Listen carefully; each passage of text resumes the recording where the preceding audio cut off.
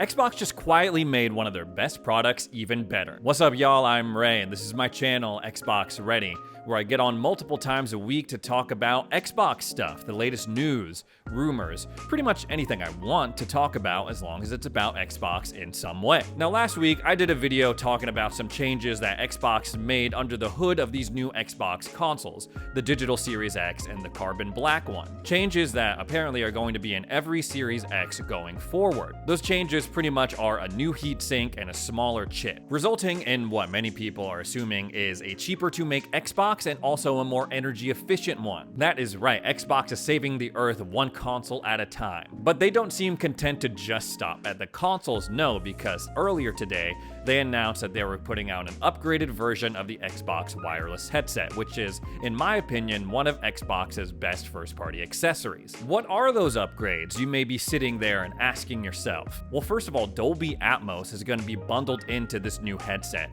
Previous to this, if you bought an Xbox wireless headset, you had to buy Dolby Atmos separately. I think it was like 15 bucks. They've allegedly improved the battery life for up to 20 hours of use. They've upgraded the microphone, so now it has an auto mute feature and also noise cancellation built into the actual mic. And they're taking off the green accents. It's just gonna be an all black headset now. These upgrades are gonna come at the cost of a little bit of a price bump. Instead of being $100, it's gonna be $110. These are all welcome upgrades, and the price increase, well, it's never good to increase prices or see that things are getting more expensive, but it's not as egregious as some other pricing stuff that we've seen in the gaming industry over the past year. I got my wireless headset back in like beginning of 2022, right around when Elden Ring came out. It was the first real gaming headset I'd own. I'd own like cheaper ones, like the OG 360 ones, like the really skinny ones that have just like the worst dog shit ass quality mic and like foam for the ear. Not even two earmuffs, like the ones with just one. And at the time, I was really impressed with the audio quality, especially because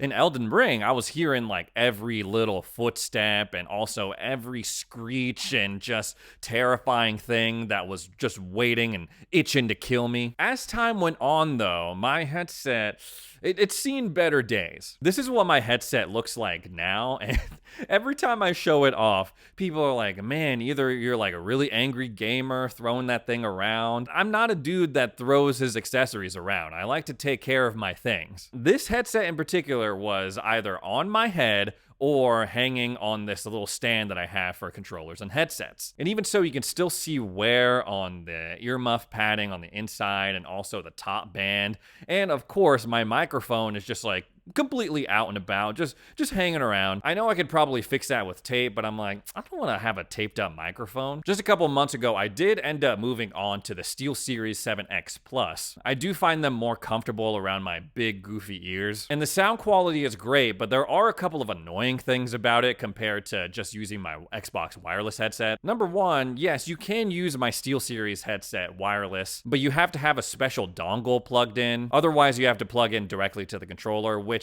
isn't the worst thing in the world, but recently, anytime I plug in the SteelSeries headsets into my controller, it's got this weird, annoying growl sound going on. It's hard to explain. Rather than hearing these crisp blip, blip every time I open something on my Xbox menu, or, you know, the little sounds that they make in the dashboard, you know what I'm talking about. If I plug in my SteelSeries to my controller, now there's like a growl leading up to it. It's like boing, boing.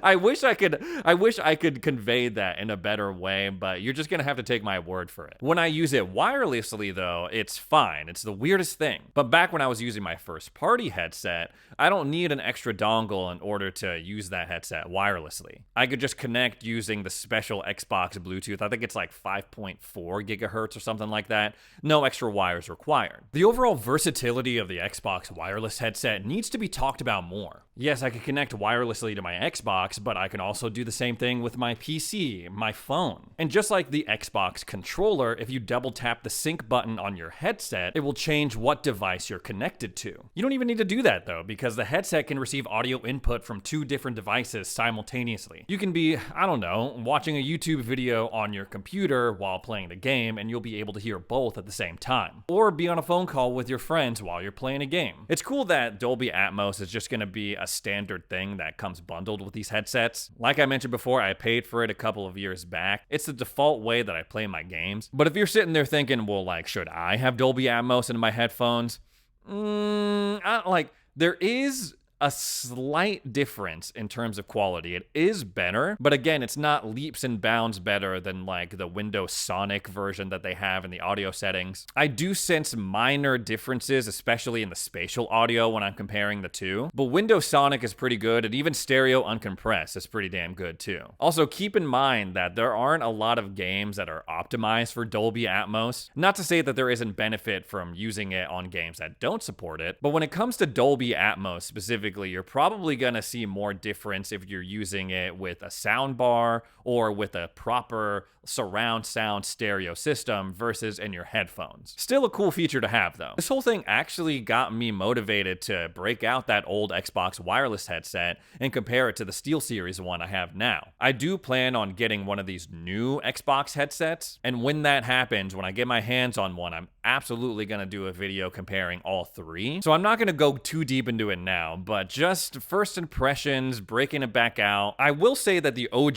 Xbox wireless headset from a sound quality perspective does hold up pretty damn well. Overall, the quality I feel is better on my SteelSeries ones, but not to the point where it's like this gigantic leap or anything like that. The main gripe that I have with my wireless headset is the build quality. The main gripe that I see other people have with it is the microphone quality. I don't think it was that bad, but I hear a lot of complaints about it on Reddit and Twitter and stuff like that. I've never been roasted for my mic quality whenever I use my Xbox headset. That's the bar that I'm trying to clear. Nothing is worse than hopping into a game lobby or party chat and someone being like, yo, whose echo is that? But I do think it's time to get rid of like the standard kind of, what do you call this? Like elongated microphone? Get rid of it, man. I don't know. Like it looks kind of goofy. It looks kind of dated now. On the Pulse headsets for PlayStation, they don't have that. It's just a headset. And then on my SteelSeries one, they do have it, but you can retract it when you're not using it. Yes, you can curl up the microphone when you're not using it on the Xbox version, but I think it'd look a lot cooler if they just didn't have it at all. I also kind of wish that they kept the green accent too. I think that's a cool little touch. Sure, it'll match an all-black Series X console a little bit better, but I don't know, man. It's not Xbox without the green. Anyway, if you want to pick one of these up for yourself, they are available today starting at $109.99. They're available through the Microsoft Store. Pretty much anywhere you buy headsets, they're already available. With these upgrades to the console and now the headset, it's got me thinking, well, are we going to see any changes coming to the Xbox controller? Through Tom Warren, we know that they're still working on a direct-to-cloud connectivity controller, which was a feature we saw in Seville back when those Xbox documents leaked in 2023. That might be a little bit more far-fetched, but it would be cool to see some minor upgrades to the standard Xbox wireless controller and the Elite Series 2. Amidst all of these upgrades to their consoles and to their accessories, Xbox did have to do a little bit of damage control over the weekend. Specifically, Aaron Greenberg had some splaining to do because apparently at an event for Microsoft Flight Simulator, he was talking to the Spanish YouTuber at the press conference that they were having. And at some point in that conversation, in that back and forth, Aaron Greenberg apparently said, nobody cares about Banjo-Kazooie. Obviously, not a great thing to say, especially if you're, head of marketing at Xbox. And especially because, well, people have been really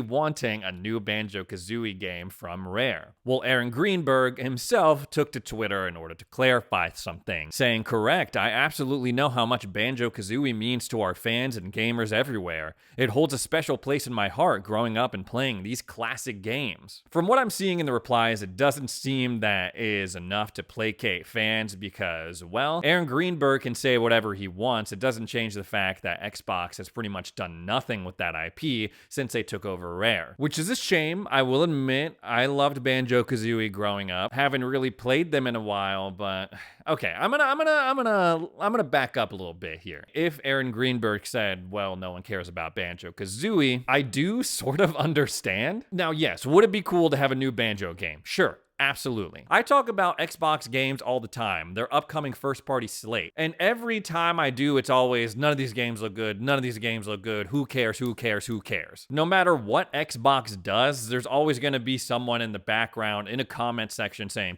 who cares? I don't care about that. At the same time, if they have the IP, they should do something with it. I've been really interested to see what they're doing as far as their work on Everwild at Rare, but maybe their time would have been better spent between Sea of Thieves and then developing a new Banjo game. Banjo-Kazooie is a known commodity, it has an established fan base, whereas something like with Everwild, well, they would have to pretty much start from scratch in terms of the marketing, building the fan base, and all that. But considering that they already tried to revive an old Rare franchise with Battletoads back in 2020 and it didn't really go over so well, it is entirely possible that Microsoft Xbox, they are content with keeping the IP for merchandising and licensing rights. So now the question is, which is going to come first, a new Banjo-Kazooie game or the Xbox version of Black Myth Wukong? It's no secret that the monkey game that everyone's been enjoying on PC and on PlayStation 5 is nowhere to be found on Xbox. There's been a lot of debate regarding that, a lot of back and forth. Oh, it's because of the Series S, it's because of a technical issue.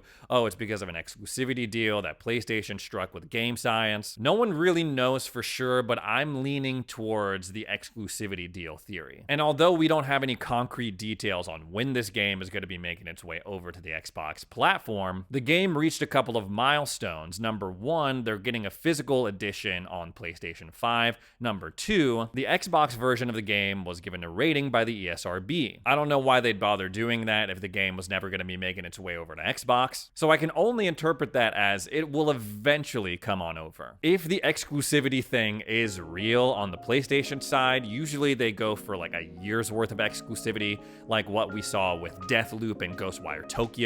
But there is a possibility the exclusivity window is smaller. Hearing that Black Myth is going to get a physical edition for PS5 reminds me of something else that I saw on the Xbox side.